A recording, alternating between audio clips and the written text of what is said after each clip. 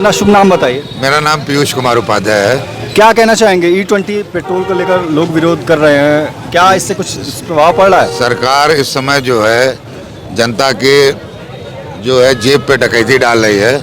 एक अभी तक तो T20 वाले थे, एक हमारे समित साजे के लड़के, अब एक E20 वाले आ गए हैं। इनके लड़कों का भी एथेनॉल का बढ़िया उत्पादन है और इन्होंने जो है बिना पब्लिक के कंसेंट के और बिना कंपनियों को सूचित किए हुए E20 आज भी बिना उस ढंग के इंजन को बने हुए इन्होंने E20 मिलाना शुरू कर दिया। और मज़े की बात कि पेट्रोल का दाम भी कम नहीं किया और उसमें इथेनॉल और जो मिलाना शुरू किया इन्होंने, जिससे जबकि हमारा जापान जैसा देश जो है आज भी 5%, बड़े बड़े देशों में 5% इथेनॉल मिलाया जाता है और 10% के लिए रिसर्च हो रही है। और इन्होंने बिना किसी रिसर्च के, बिना किसी किए हुए जो है E20 कर दिया और पेट्रोल का दाम भी नहीं कम किया। और जैसा कि आज की डेट में जिसको अगर असली पेट्रोल लेना है उसका दाम 165 रुपये कुछ पैसे पड़ रहा है और उसमें इन्होंने 20% मिला के और पेट्रोल का दाम वही रखा 102 रुपये। जो हमारे इसके पीछे सरकार की मंशा क्या आपको लग रही है? सरकार की मंशा सीधी सीधी यही है कि पब्लिक से ज़्यादा पैसा जो है उनकी जेब से निकालना, यानी रेवेन्यू जनरेशन किया जाए। बाकी आप जान ही रहे हैं कि अब जाके धीरे धीरे जो है गाड़ियाँ एथेनॉल ब्लेंडेड जो है पेट्रोल के साथ जो चलती हैं उसका फ्यूल पाइप वगैरह ख़राब हो जा रहा है, जो पुरानी गाड़ियाँ हैं तो अब बननी शुरू हुई है। तो इनको पहले यह करना चाहिए था कि पहले कंपनियों को इंस्ट्रक्शन देना चाहिए था कि आप उस ढंग का इंजन बनाइए जिससे यह पेट्रोल ये एब्जॉर्ब कर सके। लेकिन उन्होंने बिना कुछ किए और कंपनियों को अपने प्रभाव में लेके अपनी ताकत दिखा के और इन्होंने E20 लॉन्च कर दिया, जिससे गाड़ियाँ खराब हुई। आपने जल्दी सुना होगा कि अभी कंज्यूमर फोरम में एक आदमी की मारुति गाड़ी थी, वो ख़राब हो गई और उसको पूरा पैसा कंपनी ने दिया और हर्जाना भी दिया। लेकिन ऐसे कितने लोग हैं जो जा पाएंगे?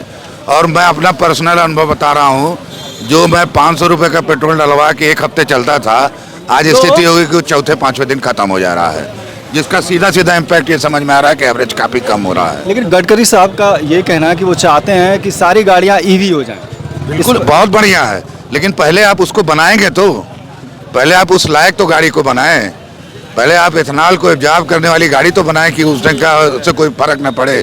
और EV अच्छी चीज़ है, लेकिन यह है कि अभी EV की उतनी पहुंच नहीं है और सबसे बड़ी चीज़ चार्जिंग की प्रॉब्लम है।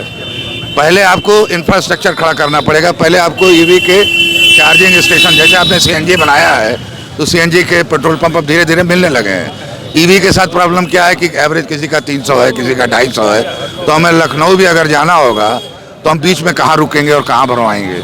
यानी आपका कहना ये है कि जो नॉर्मल गाड़ियां हैं, जो E20 मानक के अनुकूल गाड़ियां नहीं हैं, हाँ, और अचानक ही एथेनॉल की सप्लाई देना, हाँ, उससे जो नॉर्मल गाड़ियां पूरी तरह से खराब हो रही हैं और वो स्क्रैप में चली जाएंगी बहुत जल्दी।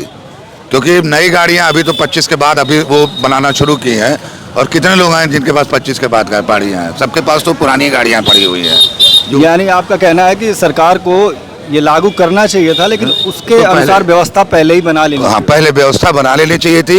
इंजन आपका ऐसा बनाना चाहिए था जो एथेनॉल को एब्जॉर्ब कर सके और गाड़ी को कोई नुकसान ना पहुंचाए।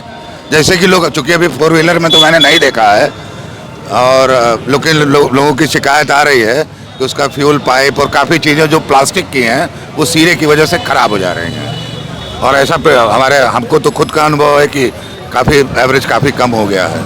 ये थे पीयूष उपाध्याय जी, जिन्होंने E20 पर अपनी बात रखी। मैं Durgesh Singh Yadav, editor in chief moolocal.com।